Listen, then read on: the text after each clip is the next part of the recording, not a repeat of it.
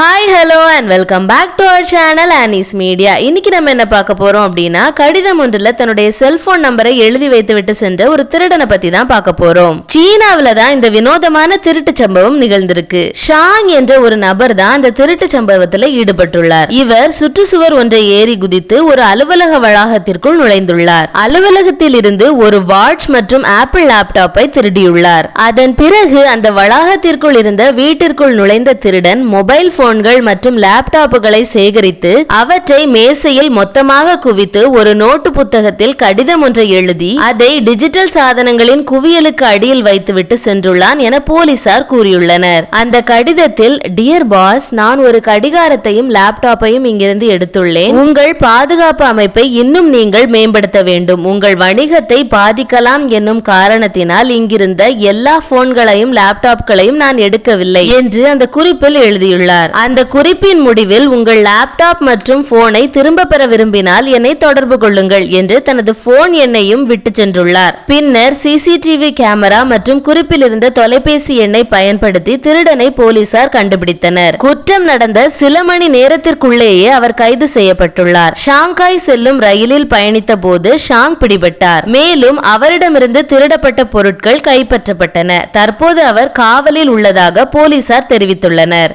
இந்த சம்பவம் சமூக வலைதளத்தில் பரவியதை தொடர்ந்து பல நெட்டிசன்கள் ஆர்வமாக தங்கள் கருத்துக்களை பதிவிட்டு வருகின்றனர். கருணை மிக்க திருடன் என்றும் ரொம்பவும் துணிச்சலோடு தான் இந்த குற்றத்தை அவர் செய்துள்ளார் என்றும் பலர் கருத்து கூறியுள்ளனர். திருடு போகாமல் இருக்க பாதுகாப்பு அமைப்பை மேம்படுத்துமாறு நிறுவனத்திடம் கேட்பதற்கு பதிலாக அவர் தனது தப்பிக்கும் திறனை மேம்படுத்தி இருக்க வேண்டும் என்று ஒருவர் நகைச்சுவையாக கூறியுள்ளார். திருடர்களிடையேயும் நல்ல உள்ளம் படைத்தவர்கள் இருக்கிறார்கள் என இன்னொருவர் கருத்து தெரிவித்துள்ளார்.